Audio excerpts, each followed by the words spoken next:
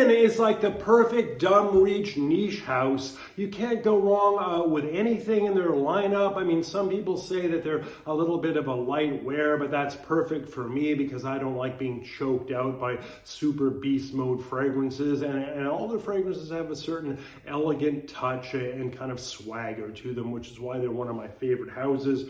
And here are my top 5 for the spring. At number 5, it's Lur Ver in the travel atomizer version with the refillable bottle.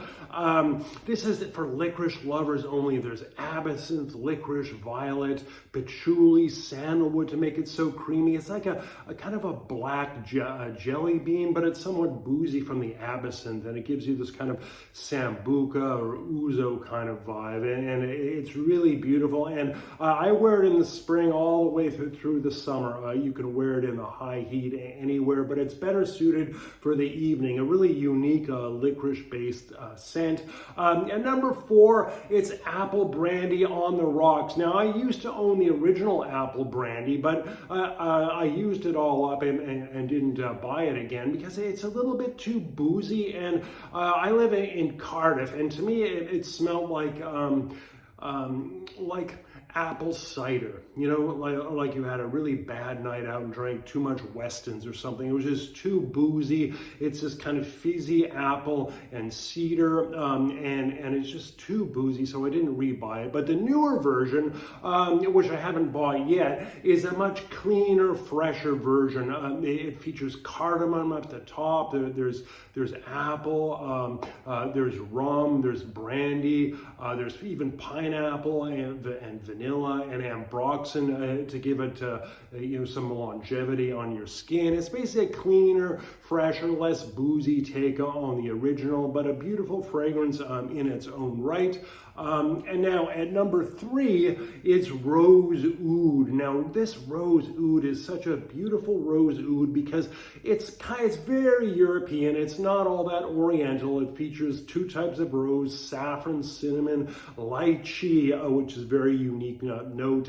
You also get that in Frederick Malt's the Moon, but that's a much darker, heavy-duty kind of fragrance. There's Gaiac wood, oud, and cypriol. Now, to me, the rose here is almost perfect. It's not that sharp, prickly rose. It's not that kind of overly citricy Taif rose, and it's not that kind of jammy rose either. It somehow retains its freshness, and that makes this fragrance fairly unique in my book, because it's really hard to find a fresh rose fragrance where the rose note is very long-lived, and it just has the perfect balance. It's a little bit milky, probably from the Gaiac wood in the base, but it's such an easy wear. And I wear this one through the spring and even the summer during the days, on hot days, and it's never cloying. It's a beautiful selection for this kind of weather. Now, at number 2, it's single malt. Now you could also put old fashioned here. I still have a full bottle of single malt from before they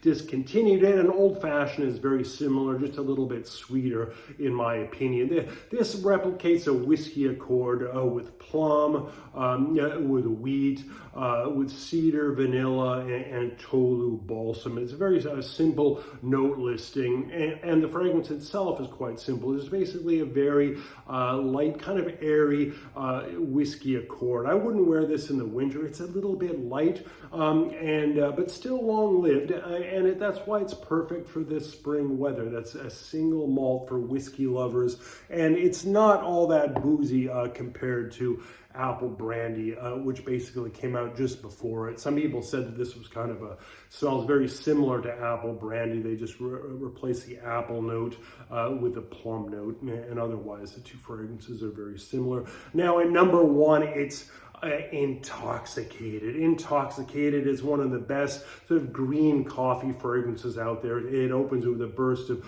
cardamom, coffee, aldehydes, and then there's cinnamon, nutmeg, even tobacco, and then in the base there's sweet notes like marshmallow and sugar and toffee and mocha and coumarin and vanilla. It's just so beautiful, and it's like one of these Middle Eastern inspired coffee houses where they like to put cardamom and all these different spices into the coffee. It's just so beautiful, and the blast of cardamom that it opens with, it's buttressed with the coffee and the aldehydes is just to die for. One of the best openings in any coffee fragrance that you can buy. Maybe not as good as Oud Luwak from Orige L'Adore, but that's in another category all its own. But anyway, at number 1, it's Intoxicated. Now, if you're a fan of fragrance-related content, my 12th novel, The Orphean, came out in September. It's a day in the life of a men's fashion and fragrance influencer on his way to meet his estranged daughter in a very Kafkaesque world. If you like